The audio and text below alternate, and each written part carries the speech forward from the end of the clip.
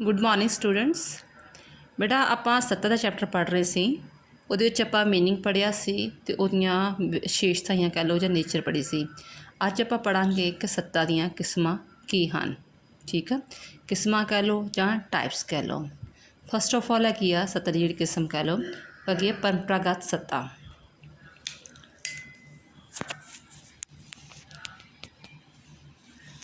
ਪਰੰਪਰਾਗਤ ਸੱਤਾ ਦਾ ਭਾਵ, ਜਿਵੇਂ ਤੁਸੀਂ ਇੰਗਲੈਂਡ ਦੇ ਬਾਰੇ ਸੁਣਿਆ ਹੋਇਆ ਕਿ ਇੰਗਲੈਂਡ ਵਿੱਚ ਰਾਜਾ ਮਹਾਰਾਣੀ ਐਲਿਜ਼ਾਬੈਥ ਹੈਗੀ ਆ, ਅਤੇ ਉਹ ਪਰੰਪਰਾਗਤ ਜੋ ਵੀ ਪਾਵਰਸ ਜਿੰਨੀਆਂ ਮਿਲੀਆਂ ਹੈਗੀਆਂ ਵਾ ਉਹ ਸਾਰੀਆਂ ਉਹਨੂੰ ਪਰੰਪਰਾਗਤ ਤੌਰ 'ਤੇ ਮਿਲੀਆਂ। ਪਹਿਲਾਂ ਉਹਦੇ ਫਾਦਰ ਸਾਹਿਬ ਕੋਲ ਸੀ, ਹੁਣ ਉਹ ਬੇਟੀ ਉਹਦੇ ਕੋਲ ਅੱਗੋਂ ਆਪਣੇ ਬੇਟੇ ਨੂੰ ਦੇ ਦੇਗੀ।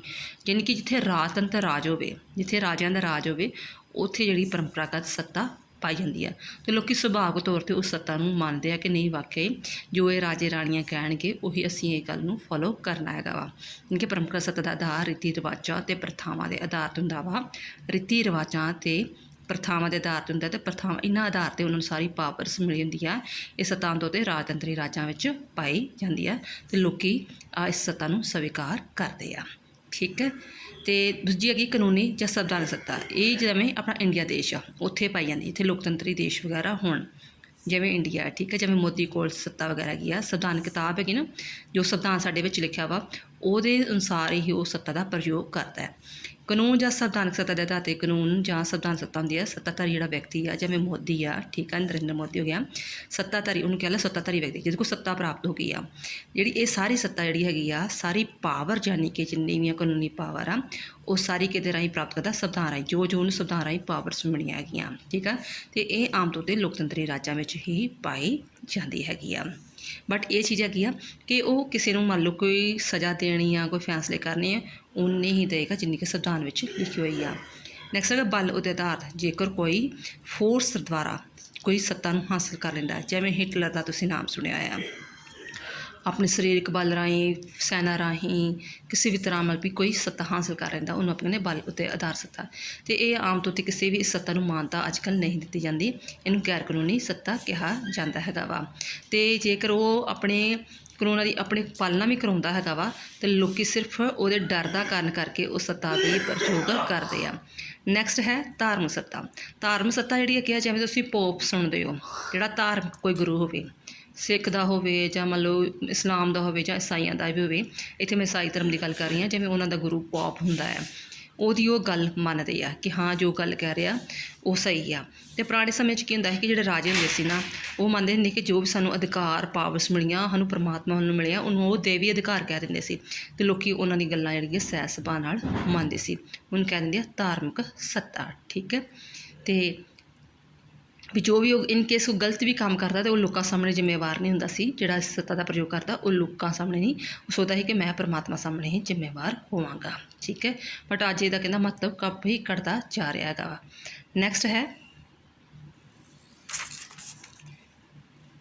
ਨੈਕਸਟ ਹੈ ਬੇਟਾ ਕ੍ਰਿਸ਼ਮਈ ਸੱਤਾ। ਮਤਲਬ ਕੋਈ ਵਿਅਕਤੀ ਦੀ ਪਰਸਨੈਲਿਟੀ ਇੰਨੀ ਜ਼ਿਆਦਾ ਹੋਵੇ ਕਿ ਲੋਕ ਉਸ ਦੀਆਂ ਗੱਲਾਂ ਨੂੰ ਫੋਲੋ ਕਰਦੇ ਹੋਣ। ਜਿਵੇਂ ਪੰਜਾਬ 'ਚ ਪਹਿਲਾਂ ਭਗਵੰਤ ਮਾਨ ਨੂੰ ਮਤਲਬ ਵੀ ਕਹਿੰਦੇ ਸੀ ਕਿ ਨਹੀਂ ਬਹੁਤ ਵਧੀਆ ਨੇਤਾ ਹੈ, ਜਾਂ ਕੇਜਰੀਵਾਲ ਨੂੰ ਮੰਨ ਲੈਂਦੇ ਆ। ਠੀਕ ਆ। ਜਿਵੇਂ ਹਿੰਦੂ ਧਰਮ ਦੇ ਲੋਕ ਜਿਹੜੇ ਨਰਿੰਦਰ ਮੋਦੀ ਨੂੰ ਮੰਨ ਲੈਂਦੇ ਆ। ਇਸ ਤਰ੍ਹਾਂ ਐਗਜ਼ਾਮਪਲ ਦਿੱਤੀ ਹੈ ਮਹਾਤਮਾ ਗਾਂਧੀ ਦੀ, ਕਿ ਮਹਾਤਮਾ ਗਾਂਧੀ ਪਿੱਛੇ ਸਾਰਾ ਇੰਡੀਆ ਹੀ ਲੱਗ ਗਿਆ ਸੀ ਕਿ ਮਹਾਤਮਾ ਗਾਂਧੀ ਜੋ ਕਹਿ ਰਿਹਾ ਉਹ ਸਹੀ ਕਹਿ ਰਿਹਾ, ਉਹ ਸਾਡੇ ਵਾਕਿਆ ਦੇਸ਼ ਨੂੰ ਆਜ਼ਾਦ ਕਰਾਏਗਾ। ਕਿ ਕਿਸੇ ਵਿਅਕਤੀ ਕੋਲ ਅਜਿਹੇ ਵਿਸ਼ੇਸ਼ ਗੁਣ ਹੁੰਦੇ ਆ ਕਿ ਉਹਦੇ ਲੋਕ ਜਿਹੜੀਆਂ ਗੱਲਾਂ ਸਹਿ ਸੁਭਾਅ ਨਾਲ ਹੀ ਮੰਨਦੇ ਹਨ। ਠੀਕ ਹੈ। ਉਹਨੂੰ ਕਹਿੰਦੇ ਕ੍ਰਿਸ਼ਮਈ ਸੱਤਾ। ਰਾਣੀ ਸੱਤਾ, ਜਿਵੇਂ ਰਾਜਨੀਤੀ ਜੋ ਲੋਕ MLA ਦੀਆਂ ਚੋਣਾਂ ਲੜਦੇ, MP ਦੀ ਚੋਣਾਂ ਲੜਦੇ, ਚੋਣਾਂ ਰਾਹੀਂ ਜਿਹੜੀ ਹੈਗੀ ਸੱਤਾ ਪ੍ਰਾਪਤ ਕਰਦੇ, ਉਹਨੂੰ ਕਹਿੰਦੇ ਰਾਣੀ ਸੱਤਾ। ਇਹ ਜਿਵੇਂ ਕਹਿ ਲਓ 5 ਸਾਲ ਤੱਕ ਰਹਿੰਦੀ ਹੈ, ਕਿਸੇ ਕੋਲ ਲੀਡਰ ਵਗੈਰਾ ਹੁੰਦਾ ਵਾ, ਉਹਨੂੰ ਰਾਣੀ ਸੱਤਾ ਕਹਿੰਦੇ। ਰਾਣੀ ਸੱਤਾ ਅਤੇ ਕਾਨੂੰਨੀ ਸੱਤਾ 'ਚ ਇਹ ਅੰਤਰ ਆ ਕਿ ਕਾਨੂੰਨੀ ਸੱਤਾ ਤਾਂ ਪਰਮਾਨੈਂਟ ਹੁੰਦੀ ਹੈ। ਠੀਕ ਹੈ। ਜੋ ਸੰਵਿਧਾਨ ਵਿੱਚ ਲਿਖਿਆ ਜਾਂ ਕੁਝ ਵੀ ਆ ਨਿਸ਼ਚਿਤ ਹੁੰਦੀ ਆ। ਬਟ ਜਿਹੜੀ ਆ ਰਾਣੀ ਸੱਤਾ ਨਿਸ਼ਚਿਤ ਨਹੀਂ ਹੁੰਦੀ, ਸਮੇਂ ਦੇ ਨਾਲ ਇਹ ਬਦਲਦੀ ਰਹਿੰਦੀ ਹੈ। ਠੀਕ ਹੈ। ਇਹ ਰਾਣੀ ਜਿਹਦਾ ਰਾਣੀ ਤਾਂ ਅੱਜ ਹੈਗਾ ਚੀਫ ਮਿਨਿਸਟਰ, ਕੱਲ੍ਹ ਨਹੀਂ, ਨੈਕਸਟ ਟਾਈਮ ਹੁੰਦਾ ਤਾਂ ਉਹਦੇ ਕੋਲ ਰਾਣੀ ਸੱਤਾ ਨਹੀਂ ਹੋਵੇਗੀ। ਵਿਸ਼ਿਸ਼ਟ ਵਰਗ ਕਹਿੰਦਾ ਕਿ ਹਰ ਸਮਾਜ ਵਿੱਚ ਕੁਝ ਅਜਿਹੇ ਵਿਅਕਤੀ ਪਾਏ ਜਾਂਦੇ ਆ ਜਿਹੜੇ ਦੂਜਿਆਂ ਨਾਲੋਂ ਜ਼ਿਆਦਾ ਇੰਟੈਲੀਜੈਂਟ ਹੁੰਦੇ ਆ, ਉਹਨਾਂ ਕੋਲ ਗਿਆਨ ਜ਼ਿਆਦਾ ਹੁੰਦਾ ਵਾ, ਪ੍ਰਭਾਵਸ਼ਾਲੀ ਹੁੰਦੇ ਆ, ਉਹਦੀ ਲੋਕ ਗੱਲ ਮੰਨਦੇ ਆ। ਤੁਹਾਡੇ ਪਰਿਵਾਰ ਵਿੱਚ ਕੋਈ ਨਾ ਕੋਈ ਇਹੋ ਜਿਹਾ ਹੋਗਾ ਜਿਹਦੀ ਉਹ ਸਾਰੀ ਗੱਲ ਮੰਨਦੇ ਆ, ਤੁਹਾਡੀ ਕਲਾਸ ਵਿੱਚ ਕੋਈ ਨਾ ਇਹੋ ਜਿਹਾ ਬੰਦਾ ਹੋਏਗਾ ਜਿਹਦੀ ਉਹ ਸਾਰੀ ਗੱਲ ਲੋਕੀ ਸਾਰੇ ਮੰਨਦੇ ਆ ਵੀ ਨਹੀਂ ਜੋ ਗੱਲ ਕਹਿ ਰਿਹਾ, ਜੋ ਕੁਝ ਕਹਿ ਰਿਹਾ ਵਾ ਬਿਲਕੁਲ ਸਹੀ ਕਹਿ ਰਿਹਾ ਵਾ, ਅਤੇ ਉਹ ਦੂਜਿਆਂ ਨਾਲ ਆਪਣੇ ਆਪ ਨੂੰ ਵੱਖ ਸਮਝਦੇ ਅਤੇ ਉਹਨੂੰ ਸਾਰੇ ਰਿਸਪੈਕਟ ਵੀ ਦਿੰਦੇ ਆ, ਮਾਣ ਸਤਿਕਾਰ ਵੀ ਦਿੰਦੇ, ਉਹ ਵਿਸ਼ਿਸ਼ਟ ਵਰਗ ਹੋ ਗਿਆ। ਨੈਕਸਟ ਹੈਗਾ ਜੱਦੀ ਸੱਤਾ। ਜੱਦੀ ਸੱਤਾ ਉਹੀ ਰਾਜਤੰਤਰੀ ਵਾਲੇ ਥੋੜ੍ਹਾ ਜਿਹਾ ਪੁਆਇੰਟ ਆ ਜਾਂਦਾ ਹੈਗਾ ਕਿ ਖਾਨਦਾਨੀ ਜਾਂ ਜੱਦੀ ਹੁੰਦੀ ਆ ਅਤੇ ਰਾਜਤੰਤਰੀ ਦੇਸ਼ਾਂ ਵਿੱਚ ਜ਼ਿਆਦਾ ਪਾਈ ਜਾਂਦੀ ਆ, ਮਤਲਬ ਪਹਿਲਾਂ ਰਾਜੇ ਨੂੰ ਮਿਲੀ ਸੱਤਾ, ਉਸ ਤੋਂ ਬਾਅਦ ਉਹ ਆਪਣੇ ਬੇਟੇ ਜਾਂ ਬੇਟੇ ਨੂੰ ਦੇ ਦਿੰਦਾ ਹੈਗਾ ਵਾ, ਠੀਕ ਆ। ਅਤੇ ਅੱਗੇ ਇਹੋ ਹੀ ਬਸ ਵੈਸੇ ਮੇਨ ਵਾ, ਠੀਕ ਆ, ਮੀਨਿੰਗ, ਨੇਚਰ ਅਤੇ ਇਹਦੀਆਂ ਕਾਇੰਡਸ। ਹੋਰ ਇਹਦੇ ਰਿਲੇਟਡ ਕੁਐਸਚਨ ਵਗੈਰਾ ਆ ਸਕਦਾ ਹੈਗਾ ਵਾ, ਜਿਵੇਂ ਕਿ ਸੱਤਾ ਦੀ ਮਹੱਤਤਾ ਕੀ ਹੈ, ਠੀਕ ਹੈ। ਮੈਂ ਜਸਟ ਵੈਸੇ ਪੁਆਇੰਟ ਡਿਸਕਸ ਕਰ ਰਹੀ ਹਾਂ, ਤੁਸੀਂ ਮਲਪੀ ਜਿਹੜੀ ਹੈਗੀ ਆ ਉਹੀ ਚੀਜ਼ਾਂ ਬਾਰ-ਬਾਰ ਆਉਣੀਆਂ, ਤੁਸੀਂ ਇਹਨੂੰ ਰੀਡ ਆਊਟ ਕਰ ਲਿਓ। ਸੱਤਾ ਦੀ ਮਹੱਤਤਾ ਕੀ, ਸੱਤਾ ਸ਼ਕਤੀ ਨੂੰ ਹਮੇਸ਼ਾ ਉੱਚਤਾ ਪ੍ਰਦਾਨ ਕਰਦੀ, ਇਹ ਵੀ ਚੈਪਟਰ ਆਪਾਂ ਪੜ੍ਹਾਂਗੇ ਇੱਕ, ਉੱਚਤਾ ਕੀ ਹੁੰਦਾ, ਕਲੀਅਰ ਹੋ ਜਾਏਗਾ ਤੁਹਾਨੂੰ। ਅਤੇ ਜਿਸ ਦੀ ਲਾਠੀ ਉਸ ਦੀ ਭੈਂਸ ਦਾ ਸਿਧਾਂਤ 'ਤੇ ਰੋਕ ਲੱਗ ਜਾਂਦੀ ਹੈਗੀ ਆ ਕਿ ਹਾਂ ਵੀ ਇਹ ਨਹੀਂ ਆ ਵੀ ਜੇ ਕੋਈ ਮਾਈਟ ਇਜ਼ ਰਾਈਟ ਵਾਲੀ ਗੱਲ ਹੋਏਗੀ ਕਿ ਹਾਂ ਕਿਸੇ ਕੋਲ ਪਾਵਰ ਜ਼ਿਆਦਾ ਵਾ ਜਾਂ ਕੁਛ ਵੀ ਹੈ, ਉਹੀ ਗੱਲ ਅਪਣਾਏਗਾ, ਮਤਲਬ ਵੀ ਲੋਕ ਕਹਿਣਗੇ ਕਿ ਨਹੀਂ ਵਾਕਈ ਸਹੀ ਗੱਲ ਹੈਗੀ ਆ ਕਿ ਨਹੀਂ ਹੈਗੀ, ਫਿਰ ਲੋਕ ਉਸ ਦੀ ਗੱਲ ਨੂੰ ਮੰਨਣਗੇ। ਅਤੇ ਸੱਤਾ ਰਾਜ ਪ੍ਰਬੰਧ ਵਿੱਚ ਕੁਸ਼ਲਤਾ ਲਿਆਉਂਦੀ, ਜੇ ਵਾਕਈ ਸਹੀ ਪ੍ਰਬੰਧ ਸਹੀ ਤਰ੍ਹਾਂ ਚੱਲੇਗਾ ਤਾਂ ਉਹਦੇ ਵਿੱਚ ਕੁਸ਼ਲਤਾ ਆਵੇਗੀ। ਵੀ ਤਾਂ ਜਿਹੜੀ ਤਾਨਾਸ਼ਾਹ ਵਾਲੀ ਗੱਲ ਨਹੀਂ ਹੋਏਗੀ। ਸੱਤਾ ਰਾਜ ਪ੍ਰਬੰਧ ਨੂੰ ਸਥਿਰਤਾ ਪ੍ਰਦਾਨ ਕਰਦੀ, ਪਰ ਫਿਰ ਉਹ 5 ਸਾਲ ਆਰਾਮ ਨਾਲ ਸ਼ਾਸਨ ਵਗੈਰਾ ਚੱਲਦਾ ਰਹਿੰਦਾ ਹੈਗਾ ਵਾ। ਦੈਨ ਆਫਟਰ ਬੇਟਾ ਇੱਕ ਕੁਐਸਚਨ ਹੋਰ ਤੁਹਾਡਾ ਬਣ ਕੇ ਆ ਸਕਦਾ ਹੈਗਾ ਵਾ, 2 ਚੈਪਟਰ ਨੂੰ ਮਿਕਸ ਕਰਕੇ, ਕਿਉਂਕਿ ਪਿੱਛੇ ਆਪਾਂ ਚੈਪਟਰ ਪੜ੍ਹਿਆ ਸੀ ਇਹ ਸ਼ਕਤੀ। ਧਿਆਨ ਨਾਲ ਸੁਣਿਓ ਬੇਟਾ ਮੈਂ ਕੀ ਕਹਿ ਰਹੀ ਹਾਂ ਕਿ ਕਿਉਂਕਿ ਜਿਹੜਾ ਸੱਤਾ, ਸ਼ਕਤੀ ਅਤੇ ਉੱਚਤਾ ਨਾ 3 ਚੈਪਟਰ ਵਾ, ਅਤੇ ਇਹ 3 ਚੈਪਟਰ ਨੂੰ ਮਿਲ ਕੇ ਵੀ ਜਿਹੜਾ ਹੈਗਾ ਵਾ ਇੱਕ ਕੁਐਸਚਨ ਬਣ ਕੇ ਆ ਸਕਦਾ। ਜਿਵੇਂ ਹੁਣ ਇੱਥੇ ਤਾਂ ਦਿੱਤਾ ਹੈਗਾ ਕਿ ਹਾਂ ਸੱਤਾ ਅਤੇ ਸ਼ਕਤੀ ਵਿੱਚ ਕੀ ਅੰਤਰ ਆ। ਤੁਸੀਂ ਸ਼ਕਤੀ ਵਾਲਾ ਪਿੱਛੇ ਚੈਪਟਰ ਪੜ੍ਹ ਚੁੱਕੇ ਆ, ਵੀਡੀਓ ਸਾਡੀ ਅਪਲੋਡ ਕੀਤੀ ਹੋਈ ਮੈਂ। ਹੁਣ ਆਪਾਂ ਸੱਤਾ ਬਾਰੇ ਪੜ੍ਹਿਆ, ਹੁਣ ਦੋਨਾਂ ਚੈਪਟਰਾਂ ਦਾ ਪਿੱਛੋਂ ਕਹਿੰਦੇ ਆ ਕੁਐਸਚਨ ਪਟ ਕਰਨੇ ਕਿ ਇਹਦੇ ਵਿੱਚ ਕੀ ਅੰਤਰ ਆ। ਤੁਸੀਂ ਕੀ ਕਰਨਾ, ਪਹਿਲਾਂ ਸੱਤਾ ਦਾ ਮੀਨਿੰਗ ਲਿਖਣਾ। ਸੱਤਾ ਦਾ ਚੈਪਟਰ ਦਾ ਮੀਨਿੰਗ ਮੈਂ ਤੁਹਾਨੂੰ ਦੱਸਿਆ ਪਿਛਲੀ ਵੀਡੀਓ ਵਿੱਚ, ਠੀਕ ਆ। ਸੱਤਾ ਦਾ ਮੀਨਿੰਗ ਦੱਸੋਗੇ, ਉਹਦੀਆਂ ਡੈਫੀਨੇਸ਼ਨ ਦੱਸੋਗੇ, ਫਿਰ ਸ਼ਕਤੀ ਦਾ ਅਰਥ ਦੱਸੋਗੇ, ਠੀਕ ਹੈ। ਅਤੇ ਸ਼ਕਤੀ ਦਾ ਅਰਥ ਦੱਸ ਕੇ ਫਿਰ ਉਹਦੀਆਂ 2-3 ਡੈਫੀਨੇਸ਼ਨ ਦੱਸੋਗੇ।